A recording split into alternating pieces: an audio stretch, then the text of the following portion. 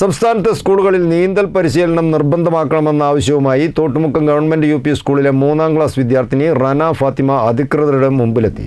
തിരുവമ്പാടി നിയോജകമണ്ഡലം എം.എൽ.എ. സി.കെ. കാസിമിൻ്റെ നേതൃത്വത്തിൽ തിരുവനന്തപുരത്തെത്തിയാണ് റന മുഖ്യമന്ത്രി വി.ഡി. സതീശനെയും വിദ്യാഭ്യാസ മന്ത്രി എൻ. ഷംസുദ്ദീനെയും നേരിൽ കണ്ട് നിവേദനം സമർപ്പിച്ചത്. സംസ്ഥാനത്തെ സ്കൂളുകളിൽ നീന്തൽ പരിശീലനം നിർബന്ധമാക്കണമെന്ന ആവശ്യവുമായി തോട്ടുമുക്കം ഗവൺമെൻറ് യു പി സ്കൂളിലെ 3ാം ക്ലാസ് വിദ്യാർത്ഥിനി റന ഫാത്തിമ അധികൃതരുടെ മുൻപിലെത്തി.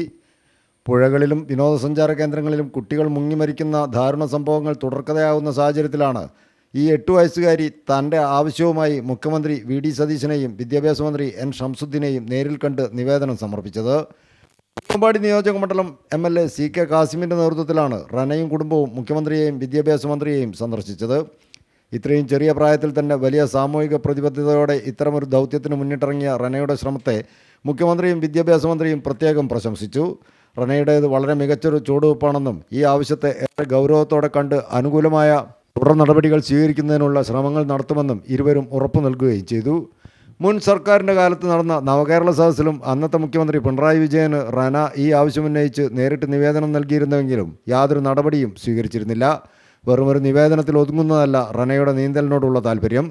തൻ്റെ സ്കൂളിൽ നീന്തലറിയാത്ത സഹപാഠികൾക്ക് സ്വന്തം നിലയിൽ പരിശീലനം നൽകാനുള്ള ഒരുക്കങ്ങളും റന നടത്തുന്നുണ്ട്.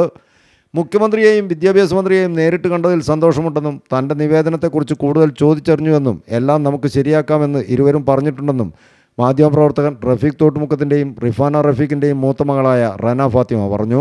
മുഖ്യമന്ത്രിനെ കണ്ടു, സന്തോഷമായി.